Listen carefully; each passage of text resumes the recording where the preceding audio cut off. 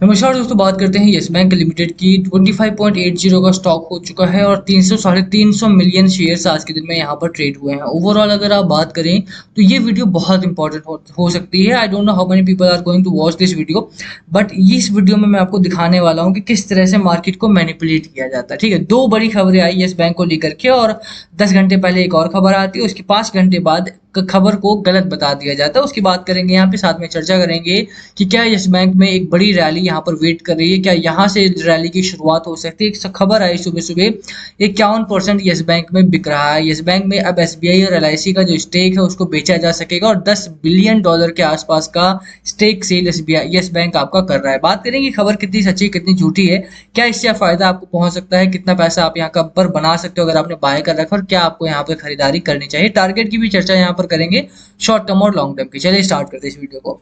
सबसे पहले बात करें यस बैंक की, तो यस बैंक में कोई बड़ी रैली यहाँ पर नहीं आई है। 0.47% की रैली आज यहाँ पर रही। हालांकि बाजार को अगर आप देखेंगे तो थ्रू आउट द मार्केट एक अच्छी रैली बाजार में रही है। 0.5% निफ्टी 50 में रहा है। निफ्टी नेक्स्ट 50 में भी एक ठीक ठाक रैली आपकी बनी है। बैंक निफ्टी और फाइनेंशियल सर्विसेज में भी आज एक ठीक ठाक रैली यहाँ पर देखने को मिली है। एक लंबे समय बाद दोनों आउट ऑफ प्रेशर देखने को मिले हैं, तो अच्छी बात है कि बाजार आने वाले दिनों में पॉजिटिव संकेत दिखाई दे रहा है यहाँ पे। अब बात करें खबर की, जिस खबर की हम यहाँ पर चर्चा कर रहे हैं, आप अपर एंड पर देखेंगे 4 years since yes bank rescue, RBI green lights and exit plan for its saviours. आज की खबर है, 5 मिनट की रीड है, सुबह 6 बजे आती है ये खबर। ठीक है, सुबह 6 बजे। अगर आपने नहीं पढ़ी है तो आपको पढ़ने चाहिए था, और अगर आप ये पढ़ लेते तो आपको लगता कि ठीक है यार, बाजार में कुछ तो बड़ा होने वाला है आज के दिन में। और पूरी खबर क्या थी? पूरी खबर ये थी कि आरबीआई ने अप्रूवल दे दिया है 51% का स्टेक सेल यस बैंक में। ओपन से an exit for SBI LIC जैसे लोग जो फंसे हुए हैं यहाँ पे, उनको एक निकलने का मौका मिल रहा है। जिन लोगों का पैसा यहाँ पर फंसा हुआ है प्राइवेट टेंडर में, जो कंपनी पिछले 4 साल पहले अगर आपको याद हो तो डूबते डूबते बची थी, उसमें जिन लोगों का पैसा फंसा है वो अब यहाँ से निकल सकते हैं। कौन कौन से बड़े नाम है आपको दिखा दूं यहाँ पे एक बार। अगर आप इस शेयर होल्डिंग पैटर्न पे जाते हैं तो कुछ बड़े नाम यहाँ पर शामिल हैं। ठीक है, और उनको एक एग्जिट प्लान यहाँ पर मॉर्निंग 6 बजे मिल चुका था कि स्टेट बैंक ऑफ इंडिया यहाँ पे अपना माल बेच सकता है, एलआईसी बेच सकता है, एचडीएफसी बैंक बेच सकता है, आईसीआईसीआई बैंक निकल सकता है, कोटक महिंद्रा यहाँ से निकल सकता है, और एक्सिस बैंक भी। यानी कि ये जितने भी फाइनेंशियल इंस्टीट्यूट्स हैं, एलआईसी को छोड़ के जो बैंक्स हैं आपके और एलआईसी भी, ये इन सभी का जो स्टेक है 24%, 4%, 2.8%, 2.4%, 1.2% और 1% का जो स्टेक है यहाँ पे, वो लोग अपना माल बेच करके स्टॉक से कंपनी से निकल सकते हैं। 51% का यहाँ पर टोटल बिकवाली के लिए आरबीआई ने हाँ कर दिया है, और ये लोग अब यहाँ पर $10 बिलियन के करीब का माल जो है यहाँ पे द स्टेक सेल में value yes bank at around $10 billion, making for the largest acquisition in India banking financial sector. कौन खरीदेगा कौन नहीं इसकी कोई खबर नहीं, बस इतनी खबर आती है कि भैया आरबीआई ने ग्रीन सिग्नल दे दिया है, और अब यस बैंक में जिन लोगों का भी स्टेक था वो लोग अब यहाँ से निकल सकते हैं और अच्छा खासा पैसा भी यहाँ पर बना सकते हैं। क्योंकि अगर आपको याद हो तो यस बैंक में बहुत टाइम से ये लोग फंसे हुए हैं। मेनली अगर आप स्टेट बैंक ऑफ इंडिया की बात करो तो 24% इनका लार्ज स्टेक है, और इतना तो शायद प्रमोटर्स का भी अगर आप देखेंगे तो नहीं है। ठीक है, प्रमोटर बल्कि यहाँ पे है ही नहीं। ऑब्वियस सी बात है कि ये पूरा का पूरा जो बैंक है वो एफआईआई, डीआईआई और पब्लिक चला रहे हैं। पब्लिक का स्टेक अगर आप देखें तो पब्लिक के हाथ में 33% है, यानी कि आपके और मेरे हाथ में 33% बैंक है यहाँ पे, और बाकी का जो पैसा है वो डीआईआई के हाथ में है। तो डीआईआई का एक बड़ा एक्विजिशन है यहाँ पे, और यही कारण रहा कि जब ये खबर आई तो काफी तेजी से यस बैंक आज के दिन में तो कम से कम तेजी में देखने को मिला। मॉर्निंग में भी अगर आपको ध्यान हो तो स्टॉक में आपको तेजी में देखने को मिला था। आपको एक दिन का चार्ट यहाँ पर दिखाऊं तो ऑब्वियस सी बात है, शुरुआत हुई एक अच्छा खासा एक रैली आई यहाँ पे 26-27 रुपए के, 26 रुपए 30 पैसे के आसपास तक यहाँ पर स्टॉक आपका तेजी में गया, क्योंकि खबर ही कुछ इस तरह की थी। और वॉल्यूम वॉल्यूम बहुत, आज सेकंड बिगेस्ट स्टॉक है आपका यस बैंक, यहाँ पे नंबर 2 का स्टॉक बन चुका है वॉल्यूम के केस में। नंबर 1 वोडाफोन आइडिया है, नंबर 2 आपका यस बैंक है, तो नंबर 2 का कंपनी बन चुकी है आज के दिन में वॉल्यूम के केस में। तो खासतौर पर अगर आप बात करें तो अब ये जो पूरी खबर आई इसका बर्स्ट हुआ 5 घंटे के बाद। 5 घंटे बाद अगर आपको याद हो तो लेट मी रिफ्रेश इट, और एक सेकंड में इसका एड ब्लॉकर बंद कर देता हूँ, आपको ज़्यादा बेहतर समझ आएगा। बट एड ब्लॉकर के बाद ना बहुत सारे ऐड आना स्टार्ट हो जाते हैं। Pause on this site.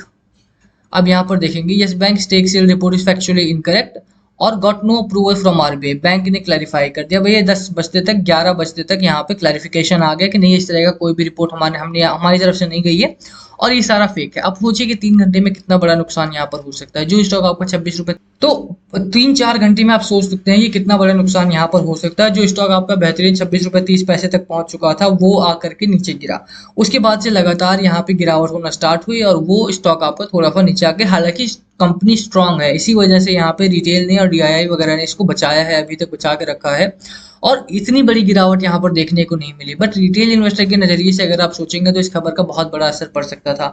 अगर 51% का स्टेक सेल यहाँ पर होता और एसबीआई एलआईसी जैसी बड़ी कंपनी यहाँ से निकलती तो पब्लिक के लिए इस कंपनी में कुछ नहीं बचता। फिर ये नेक्स्ट आपका मान सकते हैं कि जीटीएल इंफ्रा हो जाता या वोडाफोन आइडिया हो जाता, जिसके ऊपर सिर्फ कर्ज है और उसमें कोई भी बड़ा नाम शामिल नहीं है। ऐसे में इस बैंक में रुकना बहुत ही ज़्यादा नुकसानदायक हो सकता था। अभी अगर आप देखें तो यहाँ पे कंपनी का पूरा दावा आया कि मार्च 2020 में एसबीआई ने HDFC, ICICI bank, Axis bank, इन सभी ने मिल करके लगभग 10,000 करोड़ रुपए यस बैंक में लगाए थे जब ये बैंकरप्सी की तरफ जा रहा था और कंपनी एकदम बैंकरप्ट होने वाली थी। उस टाइम पे 10,000 करोड़ का निवेश यहाँ पे किया गया था।